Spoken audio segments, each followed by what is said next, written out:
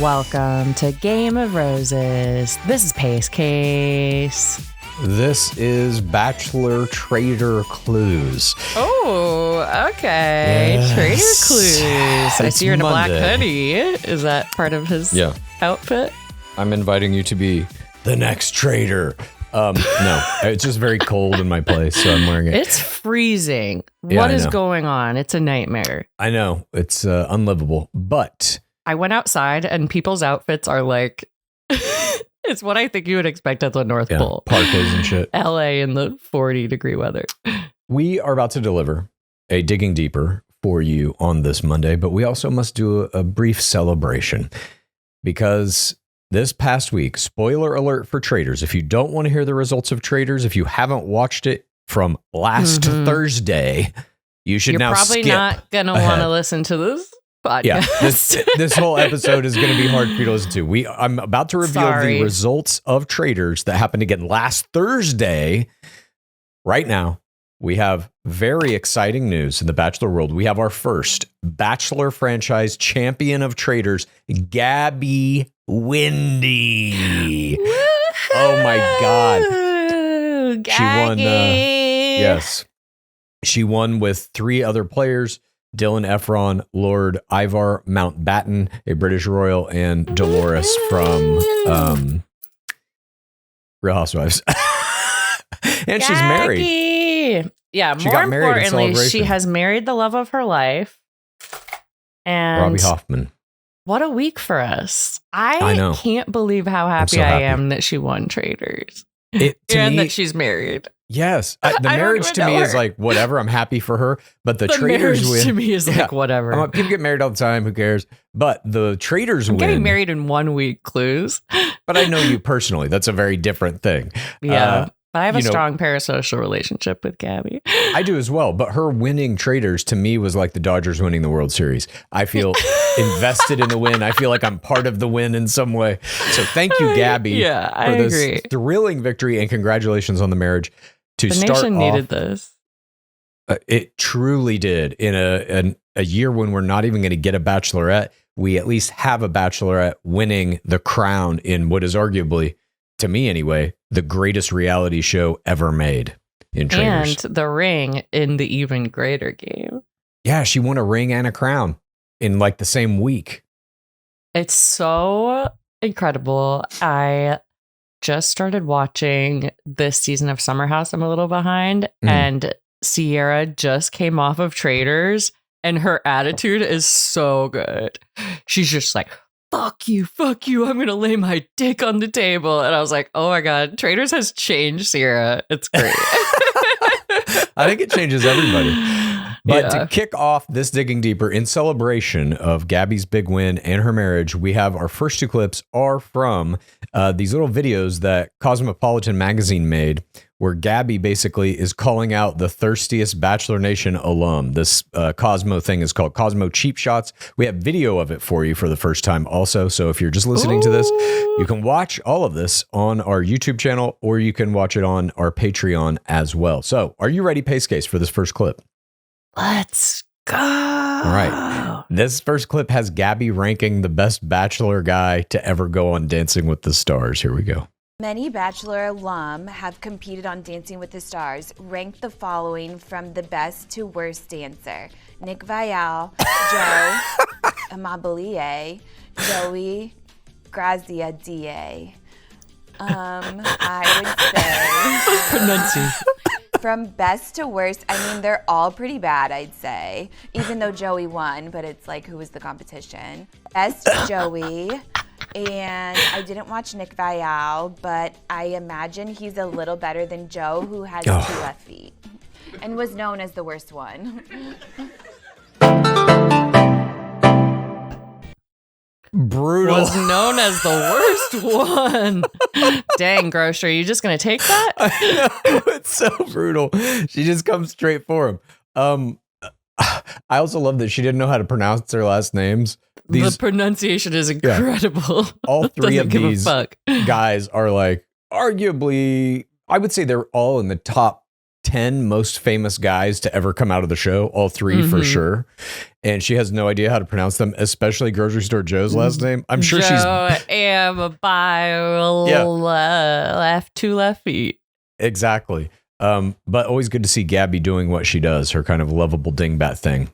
Mm-hmm. All right, let's move on to this next clip in which Gabby shares who she would most to least want to be on a deserted island with between the Ultimate Viking, Matt James, and Popeye pilot Peter Weber. Here we go.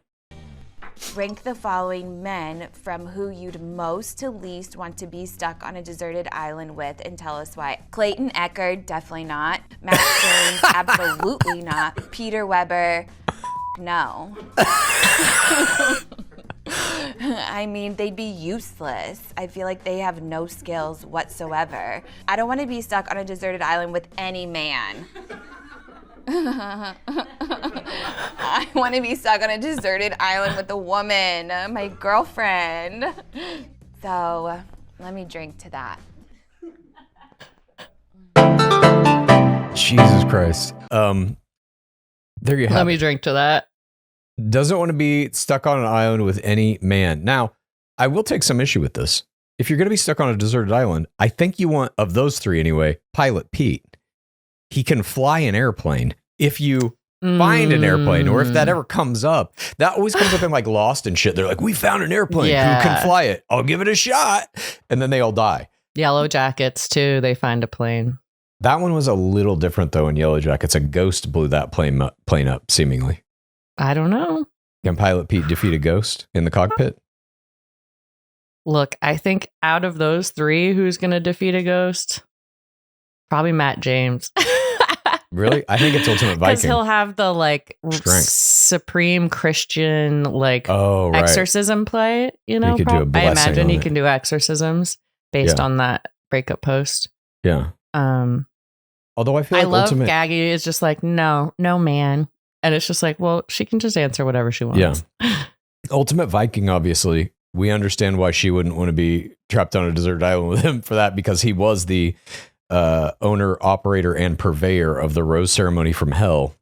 Honestly, Ultimate Viking is the person I feel like I would pick, because I can just see him like carrying logs. Yes, you know? Carrying logs. I can see him like, oh, there's a tree. It has some coconuts in it. How are we going to get the coconuts down? He just headbutts the tree and all the coconuts fall. I was going to say he opens a coconut on his head. Yeah, exactly. Yeah. I need a coconut opener, you know? You know, I think I would still go with Peter Weber. I think the brute strength of an Ultimate Viking, yes, the plane thing to me is crucial. I think I can make up for the strength that Ultimate Viking could use to like beat down coconut trees. I think I could figure out things with my intellect, like develop little widgets, little devices to get the coconuts down. Little traps and stuff. Yeah, Pilot Pete could make traps. Inventions. Yeah, exactly. Pilot Pete, though, has a unique skill set that could potentially save us from the island. Yeah, I guess you're right. I don't see Ultimate Viking saving us from anything except maybe the bears. Yeah, exactly. He could take down the bears. I don't know. But we can agree that Matt James would be the worst. Yeah, Matt James would be the worst. He would be demanding that you find a good coconut tree to eat at so he can make... Can you film me eating this coconut? Yeah, it's like, dude, your cell phone hasn't worked in 3 days. It's done. Give it up. Yeah. Move on. The charcuterie board is not happening. God, I still am like, that. I don't know if that was the biggest news in Bachelor Nation this year. It feels like it was their breakup and how it all went down. I think the biggest is the Bachelorette cancellation. But like, that's not really news. We cover it because it's huge to us, but it's not getting the same like social media traction as Rachel Kirkconnell going on Call Her Daddy. You know, I don't know if it even will. I think you're going to see a lot of people when it's like time for Bachelorette to be on TV, just being like, where's Bachelorette? Is Bachelorette on? Why isn't it on? We're halfway through the summer. And then they're going to announce when Paradise is coming. Yeah, I think most people just won't know, and it will kind of like go by. But it's something that will happen in that time is people will be going to other shows. fans, Bachelor Nation people, will be watching They'll Love get Island. the itch and they will seek elsewhere. Yes. I just think it's going to be so detrimental. I don't know. We'll see. Time will tell. Obviously, next year will happen, whether there's a Bachelor next year or not. Will happen. Time is not real. No, it has already happened. I mean, technically, and has never happened. Let's move on, shall we? To our next clips. Let's go. These next clips come to us from the great one, the Viall Files. And in this first clip, this is from an episode on March 5th that had Grant Ellis, Ingrid Andress. They talk about White Lotus, Real Housewives, Denise Richards, all this kind of stuff. This guest was Grant Ellis and Ingrid Andress. In this first clip, Nick claims that he is the foremost authority on who is and is not a good bachelor. And then he has some words for Grant. Here we go. The foremost. He is kind of. Here we go. Let's go. Can I just say something? You're a really good bachelor, man. Oh man, listen, there's a lot of mixed opinions, but you know something. Well, fuck 'em. I can tell. I am the foremost authority on who is a good bachelor and who is not a good bachelor. Your opinion definitely matters, man. You're very good. When I say that, Joey was very excellent, obviously fan fave, but like, and I don't even mean like, whether people, there's so many things outside of your control as a bachelor. Right. But what I've always been really impressed about watching you this season is your ability to listen and respond to the women and make them feel seen and heard without getting defensive. You've never had to like clap back, or like you've navigated very awkward or difficult situations with a very high emotional maturity level. You've also never said thank you for sharing. Oh yeah, that's which is really it's like so nice. It's to difficult. Hear. It's difficult. Because thank you for sharing is a telltale sign of I don't give a fuck. Mm-hmm. I don't know what to say. Right. And you've always like had something to say. Yeah. I just want a super cut of him saying thank you for sharing played after that Viall clip. saying it, you mean? Yeah, I I'm know. sure he has. I'm sure he has too. I mean, it's interesting. Like, Viall here is saying it kind of tongue in cheek. I'm the foremost bachelor expert, and I'm the guy who can tell you if you're a good bachelor or not. Little. But he believes that. Make no mistake, he believes that. I mean, it was a fast judgment, uncharacteristic, but I think you're right. I think that's he a judged slow himself judgment. Fast as a good judge of bachelors. Yeah. In that discussion. I And- really like Grant's outfit here too. Oh, yeah, that's a pretty good outfit. I do think he's right, though. Grant is good at being a bachelor. The lead has really one job. There are many little things that a lead is going to have to do throughout the course of the season. I would say the meeting of the families during hometowns is probably the hardest thing that they have to do, other than the number one thing they have to do, which is kick everybody off in whatever the order the producers determine. And they have to make it seem like they actually still care about all these people leading into the finals, when in fact they know they're going to eliminate them on night one. And I do think he's done a decent job of that.